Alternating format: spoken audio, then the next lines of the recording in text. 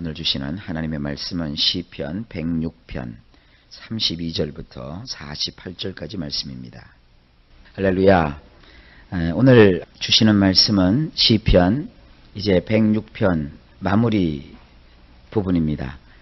시편의 제 4권이 끝나는 시점이죠. 이스라엘 백성들이 애굽에서 출애굽을 하고 광야를 지나는 동안에 하나님을 향하여 그들이 여러 가지 반역을 행했습니다. 그들이 하나님 앞에 하나님의 마음을 아프게 해드리고 또 주님의 복을 받지 못했던 여러 가지 모습들이 있는데 그 가운데 몇 가지를 지금 추려서 시편에서 소개하고 있습니다. 오늘은 무리바에서 있었던 일을 말씀하고 있습니다.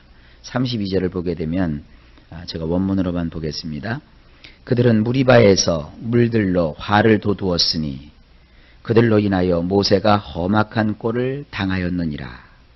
33절 왜냐하면 그들이 그의 마음을 거스려 반역하였기에 그가 그 입술로 경솔하게 말하였기 때문이니라. 모세가 거역하고 반역하는 이스라엘 백성들 때문에 화가 났어요. 그래서 하지는 말아야 될 그런 이야기를 했고 하지 말아야 될 행동을 하게 됩니다. 그로 인하여서 하나님께서 오히려 모세에게 진노하시게 됩니다. 이처럼 하나님의 백성들이 하나님 앞에 죄를 지으면 그로 인하여서 분노한 또 하나님의 지도자들이 이렇게 하나님 앞에 심판을 받기도 해요. 이게 참 아이러니한 거거든요. 죄는 백성들이 졌는데 그 백성들의 죄값을 모세가 다 받아버려요. 여기서 몇 가지 우리가 교훈을 받을 수 있습니다. 첫째로 교회에서 지도자급에 있는 분들, 교회에는 지도자가 목사님을 중심으로 하여서 행정적으로 조직적으로 보게 되면은 당회에 소속되어 있는 장로님들, 또 함께 목사님과 더불어 교인을 돌봐야 될 그런 책임이 있는 부교육자들, 소위 말하는 뭐 부목사님들이라든지 무슨 전도사님들이 되겠죠. 그 다음에 평신도 지도자들 가운데서 여성들 같은 경우에는 권사님들, 그리고 또 뭐 기관에 있는 기관장들, 혹은 또 구역장들, 또 요즘 같으면 소그룹들이 있으니까 그 소그룹을 인도하는 무슨 팀장들, 이렇게 다른 사람을 영적으로 지도하고 인도하는 사람들이 아주 조심해야 됩니다. 성도들을 이렇게 좋은 길로 인도하는 건 참 좋은데 되게 그분들이 성도들이 좋을 땐 좋아하다가도 성도들이 무슨 하나님의 말씀을 어기고 하나님의 말씀대로 살지 않으면 막 화가 나죠. 그런데 여러분 거기서 조절을 잘해야 돼요. 우리가 소위 말하는 의분이라는 게 있죠. 뭐 거룩한 분노라고 하나요? 근데 그것이 잘못하면 자기 자신이 하나님 앞에 온전하게 서지 못할 그러한 그 결정적인 실수를 할 수가 있어요. 어떤 면에서 실수를 하느냐? 다른 사람의 잘못에 대해서 관용하지 못하면 영적으로 실수하게 돼요. 지도자라고 하는 것은 뭐냐 하면 내가 이끌고 있는 어떤 평신도, 내가 이끌어가야 될 어떠한 성도들의 허물과 약점까지도 다 덮어줄 수 있을 만큼 그런 마음을 가지고 있어야 되는 거예요.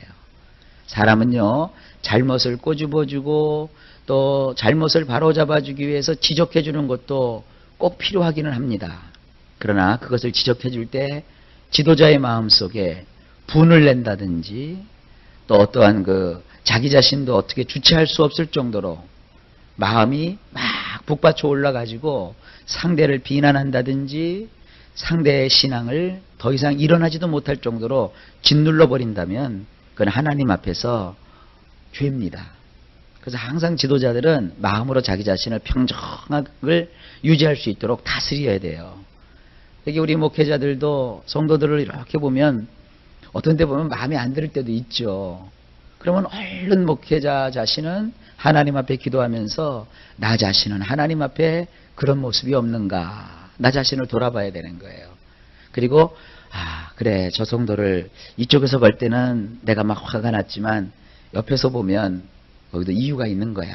여기서 마음으로 이렇게 분을 좀 삭히면서 그를 오로지 사랑으로 인도하려는 목적을 가져야 됩니다.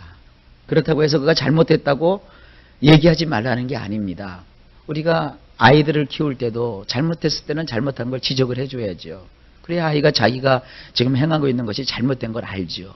그러나 항상 우리는 우리 자녀를 야단치거나 또한 그들을 바로잡을 때 항상 우리 마음속에 뭐가 있어요? 사랑의 마음이 있잖아요. 그래서 그 사랑으로 자녀를 이끌듯이 성도들을 대할 때도 그렇게 대하셔야 돼요.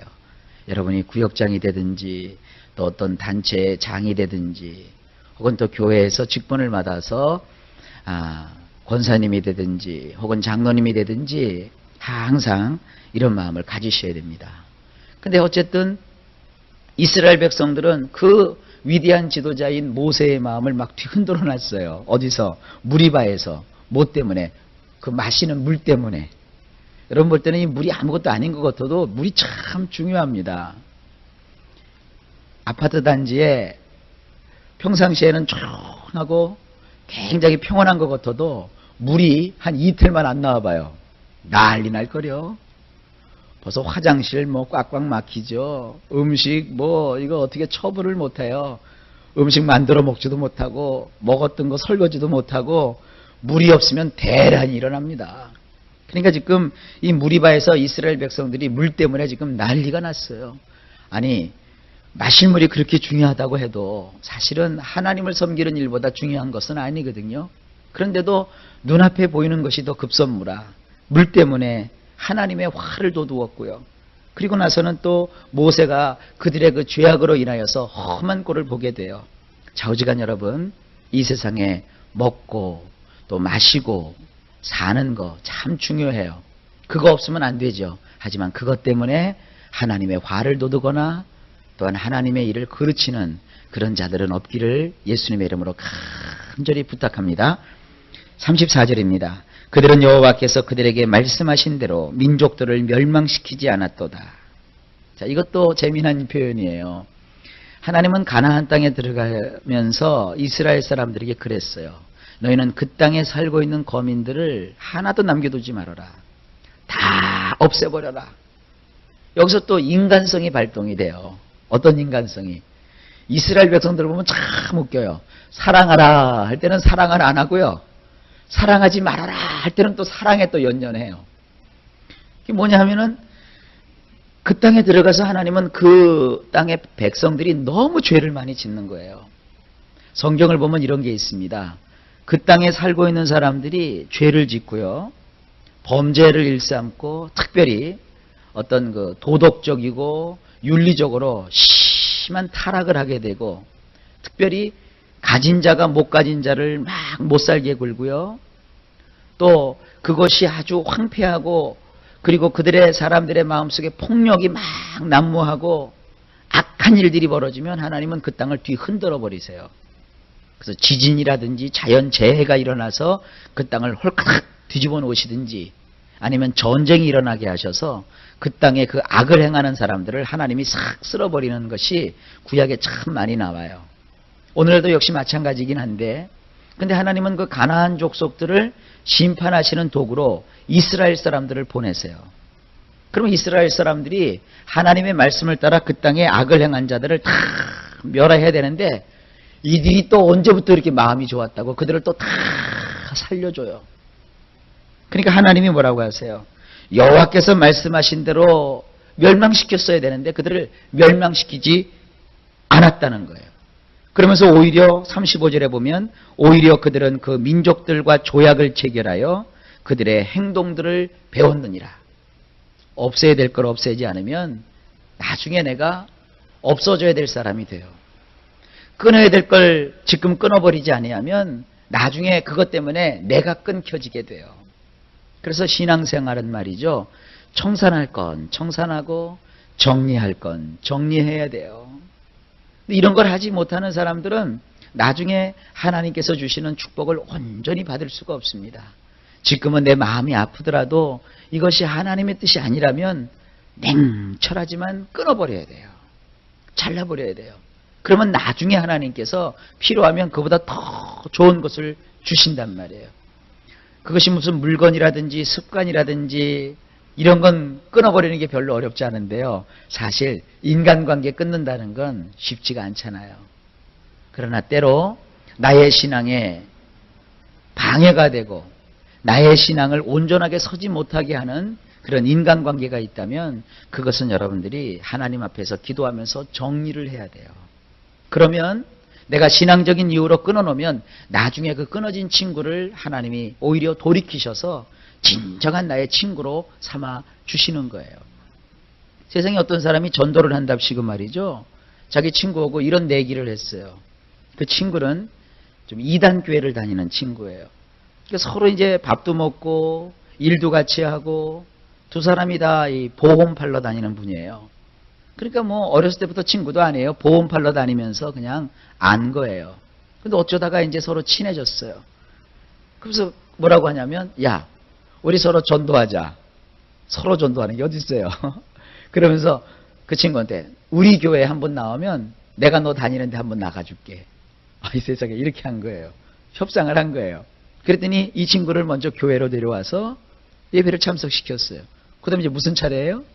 내가 가야 될 거 아니에요. 그런데 보통 교회라고 하는 것은 정상적인 교회는 나와서 어떤 분위기에 휩쓸리거나 그런 게 아니거든요. 신앙심을 가지고 자기가 거기서 하나님의 말씀을 깨닫고 거기서 이렇게 정상적으로 믿음이 차차 들어가는 거예요. 그렇기 때문에 시간이 좀 걸려요. 그런데 대개 그 이단에 속한 교회들은 사람을 호리는 게 있거든요. 그래서 이 사람을 확 잡아갖고 나중에는 포섭을 해버렸어요. 나중에 보니까 이 양반이 신앙생활을 못하고 이단으로 빠지더라고요. 잘못된 인간관계가 그의 영혼을 황폐화시킨 것이죠. 얼마나 비참한 거예요. 그럴 때는 너하고 나하고 의절이 난다 할지라도 다른 건 내가 다 양보해도 이 신앙만큼은 양보를 하지 못해. 그래서 그것을 끊어야죠. 그렇다고 뭐 인간관계가 어디 벗어나겠어요? 일은 같이 할 수 있지만 신앙만큼은 내가 타협하지 않아. 나는 하나님을 꼭 믿어야 되고 하나님의 역사하심 없으면 나는 살 수가 없어. 그러면 나중에 그 친구가 감화 감동을 받고 주님께로 나올 수 있는 것인데 이 양반은 순간적으로 인간의 어떤 마음의 유함을 통하여서 그 친구를 구원할 기회를 잃었을 뿐만 아니라 자기의 영혼도 지금 방랑하는 길로 던져넣었단 말이에요. 물론 그가 택함받은 사람이라면 이단에 빠졌다 할지라도 하나님이 어떻게 쓰든지 다시 건져내시죠. 그러나 이전에 빠졌다가 이단에 빠졌다가 다시 건짐을 받을 때는 많은 고초를 겪어야 돼요. 여러분 절대 이와 같은 것을 인생의 교훈으로 삼으셔서 잘못된 일에 빠지지 않기를 주님의 이름으로 축복합니다. 굉장히 소중한 거예요. 신앙을 꼭 여러분 지키세요. 36절 그들은 그들의 우상들을 숭배함으로써 그것이 그들에게 덫이 되었느니라. 그러니까 이스라엘 백성들은 우상을 숭배하면 안 되는데 자기들과 조약을 맺었던 그 사람들의 우상을 자기들도 역시 숭배하게 되었어요. 결국 그것이 어떻게 됐어요? 덫이 되었던 것이에요. 37절 그들은 그들의 아들들과 딸들을 악령들을 위하여 살육하였도다. 이게 무슨 얘기냐면 고대 근동에 보면 아주 나쁜 종교가 있었어요. 그 종교는요 자기가 복을 받기 위해서 자녀를 죽이는 거예요.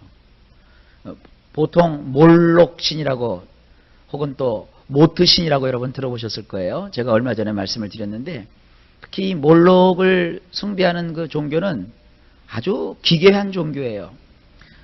우상을 만들어 놓고 그 우상 앞에다가 제단을 쌓아놓는데 어떻게 제단을 쌓아놓냐면 양쪽에 길게 그 나무로 터널을 만들어요. 그리고 거기다가 불을 지펴요. 그러니까 이게 몇 미터고 길게 늘어진 통로에다가 불을 확 지펴놓고 그 좁은 불 사이로 길을 내가지고 그 사이로 어린아이를 옷을 벗겨갖고 그걸 지나가게 해요. 그러면 뭐 애가 타 죽는 것은 두말하면 잔소리죠. 그럼 그 아이에게 주술을 걸어갖고 아이가 멍한 상태에서 마치 마약을 하고 취한 상태에서 아이가 뭐에 홀려든지 홀려가지고 그걸 지나가요.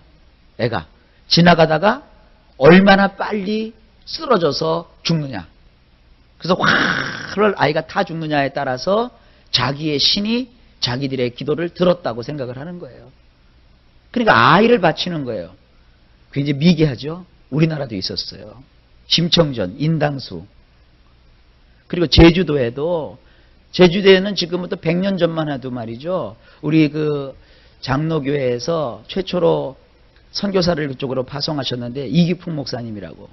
세상에 제주도에 내려가 보니까 구렁이 있죠, 구렁이. 큰 뱀에게 동네 처녀를 바치는 그런 제사의식을 아직 그때도 행하고 있었대요. 그리고 또 제가 대학원을 했던 저쪽 양평에 가보면 아신리라는 데가 있어요.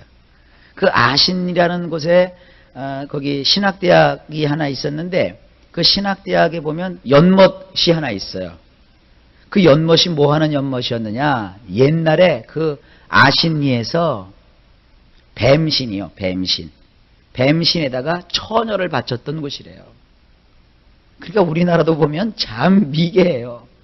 어떻게 불에다가 자식을 바치고 뱀에게 처녀를 바치고 용왕이 노하지 말라고 바닷속에 그 착한 심청이를 던져놓을 수가 있어요. 그러니까 옛날에 작가들이 이런 폐습들을 고치려고 심청전을 쓴 거예요. 심청이가 죽질 않았잖아요. 용왕이 건져 올려서 살렸잖아요. 그게 다 그런 것들을 반영하고 있는 거예요. 그런데 이스라엘 백성들이 지금 그 땅의 백성들을 벌하지 아니하고 그 땅의 악한 것들을 그대로 다 배운 거예요. 그래서 이게 참 이스라엘 백성들의 모습은 오늘날 우리에게 주는 교훈이 커요. 38절 그들은 깨끗한 피 곧 그들의 아들들의 피와 딸들의 피를 흘려 가나안 우상들에게 제물로 바쳐서 그 땅을 피로 오염시켰도다. 39절 그들은 그들의 행동들로 더러워졌고 그들의 행실은 창녀와 같았도다. 40절 이에 여호와께서 그의 백성에게 노를 불태웠으며 그의 기업을 혐오하셨느니라. 41절 그분이 그들을 민족들의 손에 내어주셔서 그들을 미워하는 자들이 그들을 지배하게 하셨도다. 망하는 거예요. 이렇게 하나님 뜻대로 살지 않고 세상과 짝하고 세상 것을 본받으면 망해요. 42절 그들의 원수들이 그들을 억압하였고 그들의 손 아래 그들이 굴복하였느니라.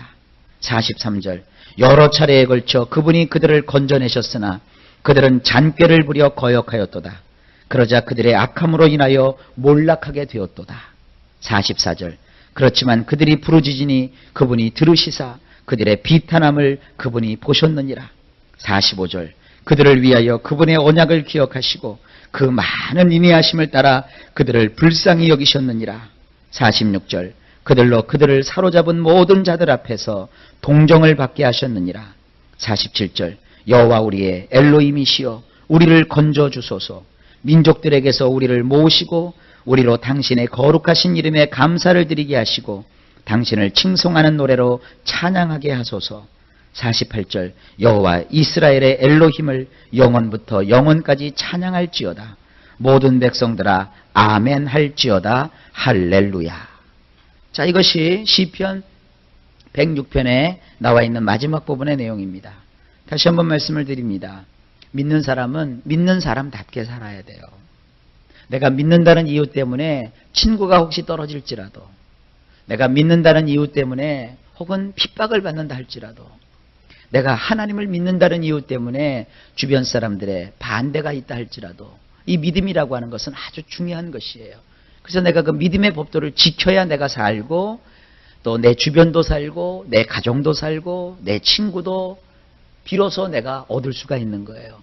그런데 눈앞에 보이는 것을만 쫓아가지고 우리의 신앙을 유보하고 우리의 신앙을 이렇게 늦추면 결국 어떻게 되느냐? 상대도 망하고 나도 더럽혀지고 나도 몰락하게 되는 거예요. 여러분, 신앙은 올곧게 우리의 방향을 잘 잡아서 지켜야 되는 겁니다. 그러니까 이스라엘 백성들은 자꾸 꾀를 냈어요. 잔꾀를. 세상 살 때는 꾀가 필요하지만 신앙생활 할 때는 여러분 꾀가 필요 없어요. 그냥 무덤덤하게 믿으셔야 돼요. 제일 좋은 게 뭐냐? 소처럼 믿으면 돼요. 소는 말이죠. 그저 주인이 시키는 대로 그 큰 눈 껌뻑껌뻑거리면서 열심히 그냥 그 길로 행하잖아요. 우리가 신앙을 그렇게 하셔야 돼요. 하나님을 내가 믿기로 결정을 했으면 우리 식으로 말하면 믿는 게 내 팔자다 이렇게 생각을 하시고 그냥 끝까지 하나님이 나를 인도하실 때까지 가는 거예요. 누가 뭐라고 해도 예배 시간 되면 가방 챙겨서 교회 나와서 예배 드리는 거예요. 또 기도 시간 되면 내가 주님 앞에 나와서 그 시간에 하여간 기도가 되든 안 되든 중얼중얼 거리더라도 하나님 앞에 그냥 묵묵히 끄떡거리지 않고 기도하는 거예요. 그리고 하나님께서 우리에게 뭘 시키면 그저 불평 없이 그 일을 하는 거예요. 그러다 보면요, 놀라운 일들이 생겨요. 그리고 하나님께서 그를 참 복을 주세요. 근데 그냥 어떤 사람은 요게 좋을까 저게 좋을까 막 재고 빼고 막 잔꾀를 부리고 그 오래 못 가요. 자주간 저나 여러분들이나 어쨌든 우리가 이 땅에 태어나서 하나님을 믿게 하셨으니 얼마나 감사해요. 끝까지 하나님을 그냥 뭐라 그럴까요? 무슨 돌쇠처럼 그저 예 주인님 하고 그냥 주인님 말에 100% 순종하는 그러한 모습처럼 나는 하나님의 모습이다 이렇게 생각하고 끝까지 가는 거예요. 기도한 거 절대 포기하지 않는 거예요. 믿음을 내가 절대로 놓치지 않는 거예요. 그리고 하나님을 꼭 붙들고 나가면 결국 이스라엘 백성들처럼 찬양할 일이 생겨요. 그리고 하나님이 나를 인도해 주시고 응답해 주시는 거예요. 여러분의 신앙이 이렇게 고다더 흔들거림 없이 이스라엘 백성처럼 이랬다 저랬다 하며 하나님의 마음을 아프게 드리는 일 없이 꾸준하게 변함없이 천국까지 이어지시기를 예수님의 이름으로 축복합니다.